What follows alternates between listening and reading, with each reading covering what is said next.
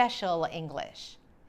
European Union countries have struggled to find common ground as they tried to work out a budget agreement in Belgium. But this month, they agreed on the European Union's Multi-Annual Financial Framework, or MMF, for the period from 2014 to 2020. The MMF sets the EU's yearly spending at about $1.3 trillion. That is 1% of the income of the EU. Members agreed to reduce total spending by more than 3% for the period.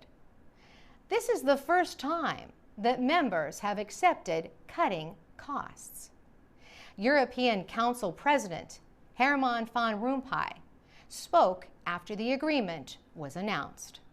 He said the compromise budget might not be perfect, but he said it should help all EU members.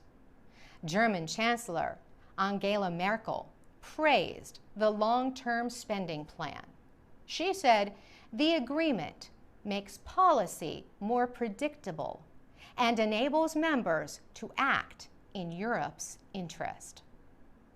Some EU leaders have been calling for greater spending controls in their home countries. They wanted the EU to show that it too is willing to cut costs. British Prime Minister David Cameron welcomed the agreement. Before the two-day meeting in Brussels, he had threatened to veto the budget if there were no steps toward reducing spending. But the agreement still might not succeed. The European Parliament must approve the measure.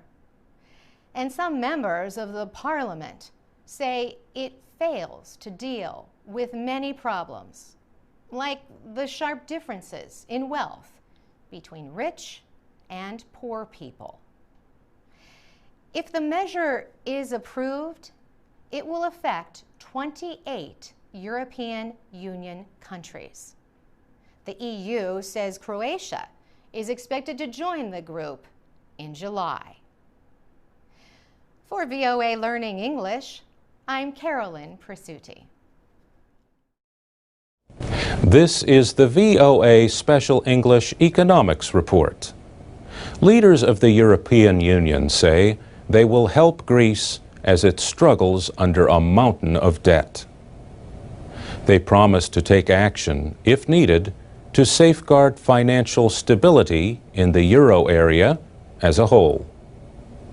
But the leaders did not announce any detailed plan for Greece after meeting in February in Brussels. They said that was because Greece has not requested any financial support. European Commission President José Manuel Barroso said this means the government believes it does not need the support. Investors had a mixed reaction to the statements from Brussels. Worries over Greek debt have pushed the euro to its lowest value in months against the dollar. European Union finance ministers discussed the situation when they met in the Belgian capital in February. 16 of the 27 nations in the European Union use the euro as their currency. Now, the stronger members are seeking ways to help the weaker ones, like Greece. European Union rules limit the choices for a rescue. The European Central Bank and national central banks are barred from aiding members by purchasing their debt. European officials hope to avoid the crisis that could spread if Greece fails to pay its debts. Greece needs to borrow more than $70 billion this year to finance its budget and refinance its debts. In October, Greece said its budget deficit would reach almost 13% of its gross domestic product last year. GDP is the widest measure of economic activity.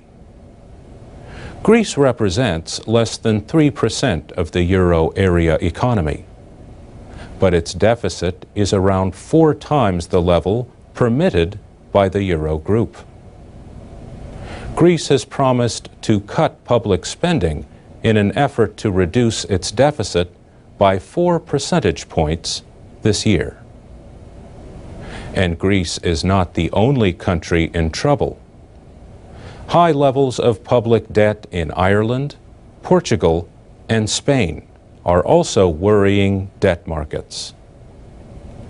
Nations in the euro area share a common currency, but not a common financial policy. This leads to big differences in economic results. Some members have very low levels of public debt. Others have very high levels. Greece's debt could reach 120% of its GDP this year. In February, the European Commission approved a Greek plan to cut government spending. Thousands of public employees in Greece held a strike to protest cost-cutting measures. And that's the VOA Special English Economics Report. This is the VOA Special English Economics Report. On November 30th, the European Central Bank took action to support the worldwide financial system. Central banks in Britain, Canada, Japan, Switzerland, and the United States also acted. The banks made it less costly for other countries to borrow American dollars. The United States Federal Reserve said the joint effort was meant to help central banks in Europe provide financial support to nations that need it. The action sent American stock prices up more than 3%. On December 1st, European Central Bank President Mario Draghi suggested that the ECB may provide new financial support for European countries struggling with debt. But first, he said, Euro area countries must establish trust by enacting big financial reforms. He said, a credible signal is needed to give ultimate insurance over the short term. What I believe our economic and monetary union needs is a new fiscal compact, a fundamental restatement of the fiscal rules, together with the mutual fiscal commitments that Euro area governments have made. 17 members of the European Union share the euro currency. Concern over its future has been building in recent years. The Greek debt crisis, rescue loans for Ireland and Portugal, and worries over Italy's debt have all increased fears that Europe may have to abandon the euro. The euro is the world's second most traded and second most used reserve currency after the dollar. European finance ministers failed to agree in November on a plan to provide economic support for debt-troubled countries. Financial officials say a lack of economic and financial cooperation is at the heart of the 2-year-old debt crisis.